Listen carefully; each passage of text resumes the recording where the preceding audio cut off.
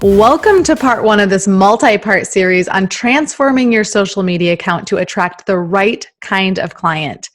What is the right kind of client? The kind that buys, of course. Hello, show me the money. And the kind that fits right into your tribe. I am your host, Chrissy Chin. Welcome to the Badass is the New Black podcast. Y'all, I am here to help you stand out online, find your ideal client, market, sell your product or service, and scale your business. Before I launched Grow Workspace, one of my successful online brands, I built a group on Facebook to about 48,000 people in about a month. When I went to launch the Grow Workspace brand and business, I knew that 48,000 people in that group were not necessarily my ideal client. But what I did know was that some of the people in that group were my ideal client. And so what I did was I created a freebie to collect the emails of those that would be my ideal client. And quickly I pulled out roughly about 8,000 to 10,000 people pretty instantly when I offered that freebie to that entire community. In the first day of our product launch, which happened simultaneously, I had hundreds of paying subscribers instantly, first day. By the end of week 4, I had 1,474 customers. Okay. Guys, I almost had 1,500 customers in 1 month. That's crazy. And then just after 2 years, we've had almost 10,800 customers. So like 2 shy of that. That is a lot of customers to have in 2 years. I have actually an entire freebie on my website that will give you the exact 5 steps that I use to grab those emails of my ideal client out of that larger community that converted into paying customers. So you can find that 5-step process on my homepage, thechrissy.com/5 steps. And the 5 is the number 5. It's not spelled out. So you can grab that freebie and take a look at that before. But what I'm here today to talk about and kind of to prove to you are a few things. One, that you don't need 100,000 followers to be uber successful in your business, in your online business. Remember, I only had about 8,000 to 10,000 ideal clients to market to. 2, I'm here to prove that you can leverage social media to build a brand and a successful business. Technically, I've already proved that because we hit 6 figures in sales after 4 months and 7 figures after 20 months, just after 20 months after launching. But I want to help you leverage your social media account so that you can use it to build a badass business building tool. Okay. I want that to be your social media. If you know who your ideal client avatar is, your ICA, and what they want, then you can be successful. One thing I hear all the time is, Chrissy, how do I find new people? Like I have this product or service, but I have to find new people. I'm in the same boat all the time. I'm always looking for new people, right? And I do that on social media. That's going to be a whole nother episode later on how to find your ideal client. But what's more important is that I help you set up your social media account so that it's ready for those people when they find you or when you find them and they come look at you. Because I don't want you to go out finding all these people and they come to your social media and it's not ready for them to come see what you're all about. Okay. So that is what we're going to talk about today is your bio. You have only one time to make a first impression with someone. And your social media account is like, I think even more crucial than like being in person with someone in your first impression. There's so many times that we meet someone in person, and I know we like to say we're not judgy people, but we're totally judgy. All right. Guilty. You look at what they look like, what they're wearing, how are they holding themselves? Are they smiling? Like all of those things just flush into your brain, whether you like it or not. And you put this judgment on someone. It's called a first impression. Okay. And it affects how you perceive them. Of course, we can get to know someone And as we get to know them, it can change our conclusion about them, like our first impression conclusion. It can change. Have you ever had that moment where you thought like, gosh, they're really not who I thought you were? Or maybe someone has told you that. Like, I really did not realize that you were this laid back or you were this cool of a person or, whatever. So our first impressions will always stick with us. But as we get to know someone, our impression of them can certainly change. But social media, first impression, a little bit more critical. Okay. Especially with your business, you're trying to draw people in to get to know, like, and trust you. That will eventually lead to a sale. And so it's very, very important that everything that you're putting out there can be a great first impression for someone, and it's on brand.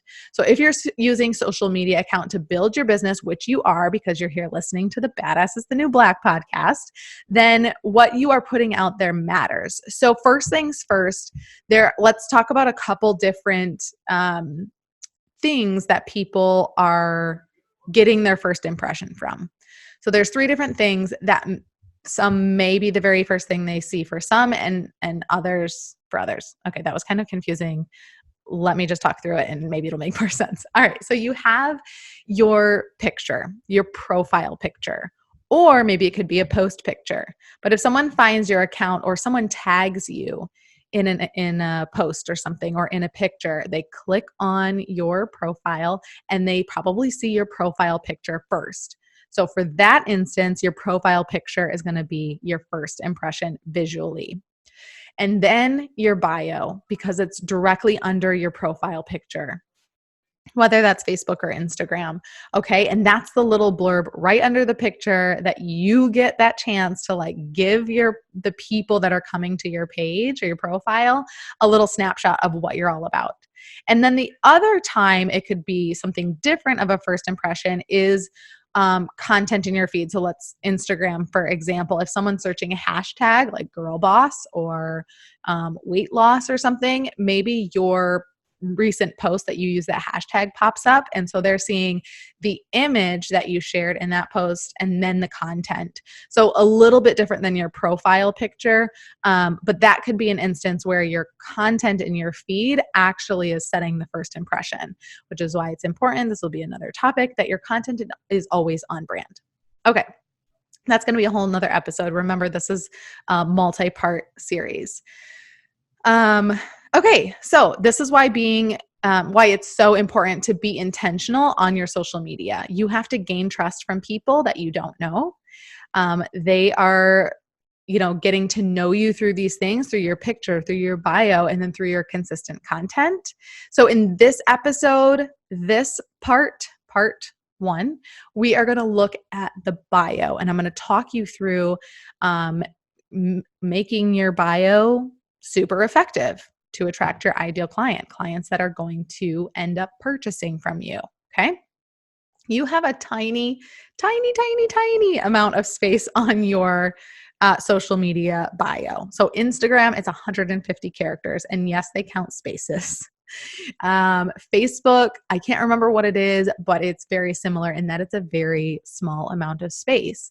And this is where you have to put the amount of information to draw someone in, really showcase your brand, really be intentional about this space so that you are attracting the right ideal client. You also want your bio to be very, very clear. I see so many people out there being very cute in their bio, and it's just not effective. Again, and be intentional. What is the intention of your social media profile? If it is just for fun, then that's fine. Be cute. If it is intentional to build your business, which if you're here listening, it should be, then you need to be intentional and you need to be more clear than cute. There's plenty of other times and spaces where you can be cute, I promise, like your stories. All right, so your bio should incorporate what you do for people, how you can help them. So your business is going to serve someone, right? You either have a product or a service. So how are you serving them? Make sure that that service is reflected in your bio. No more, I'm a dog lover, wine Wednesday kind of girl, mom of two, workout fanatic. Like they don't care about that. Okay, this is not your dating profile. Or maybe it is. And if it is, you're intentionally using it to pick up guys, girls, whoever. But again, be intentional. This is your business. Showcase, window, right? The people that are coming to your profile, they want to know if you can help them. And so if you're featuring your business, you have to have your bio reflect that. If your products help people lose weight, and that is part of your brand, then you need to make sure that you say that in your bio. You also want your bio to speak to a very specific person, your ideal client. Think about your ideal client avatar. If you've been listening and following me, you've heard me say this before. So, your ideal client avatar, your ICA, who are you trying to attract? Again, what is the intention here? Who are you trying to bring to your page? What are their pain points? You may need to do some research on this. Use your social media stories to ask questions to your existing audience and ask them what they're struggling with.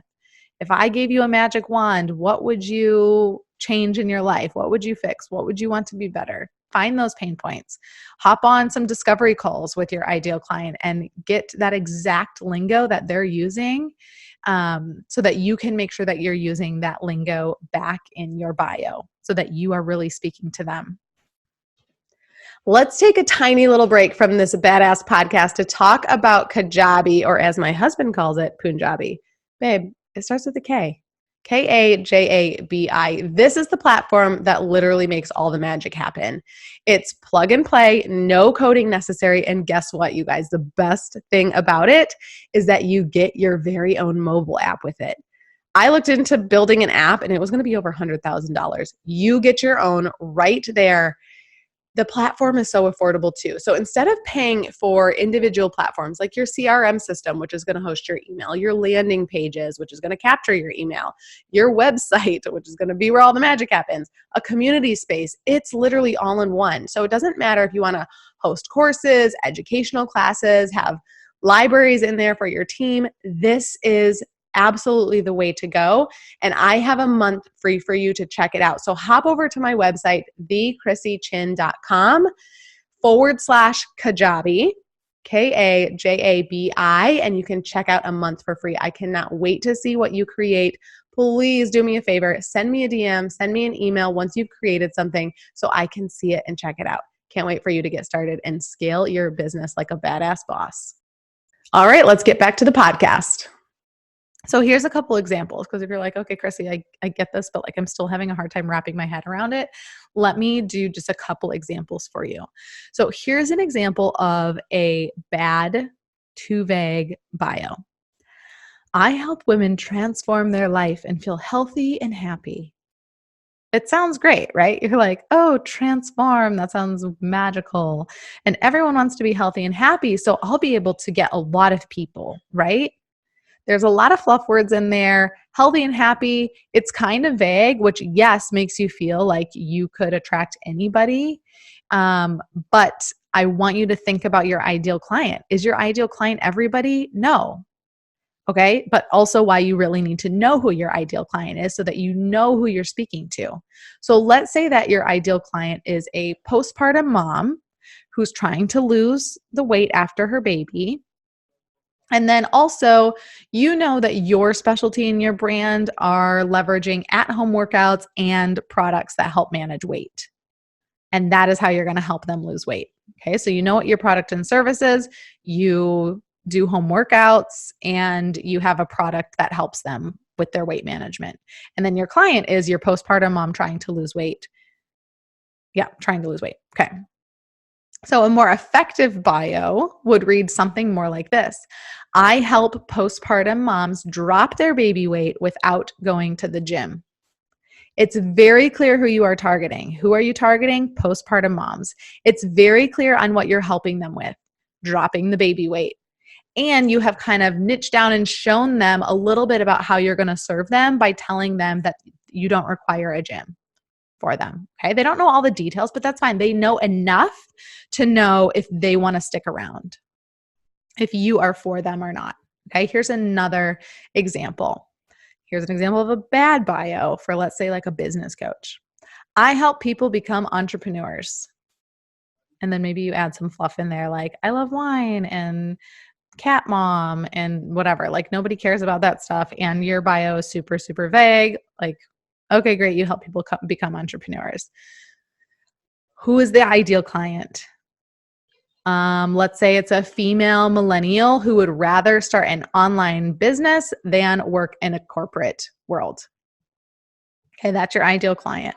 So your effective bio would be, I help young millennial women ditch the corporate lifestyle and turn their hidden talents into a lucrative online business. Do you see how much more clear that is? And it is more specific. It is niching down. You're not serving everyone that wants to be an entrepreneur. Okay, but I don't want you to serve everybody. I want you to serve someone very specific. Reading these the effective bio, you know exactly who I'm talking to and what I will do for them. And when your ideal client comes to the page, or if this were me, if my ideal client came to the page, they will know exactly how I can help them, if I can or can't help them.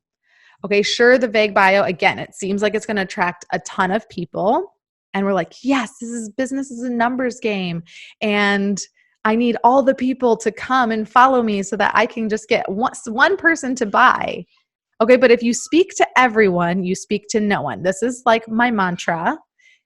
As you continue to follow me, you will be repeating it with me, and I will say, repeat the mantra. If you speak to everyone, you speak to no one. So, and while I want to get in front of the masses, I only want the serious ideal clients to stick around. Okay, you don't want 100,000 followers if none of them are your ideal client. You want people that are going to buy from you.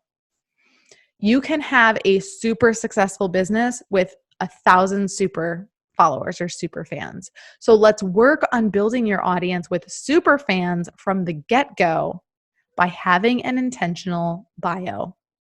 Once you have that very, very clear messaging, you can definitely spice it up with a few of your favorite emojis or something that really reflects your personality and what's going on in your little bio. Obviously, don't have something totally random.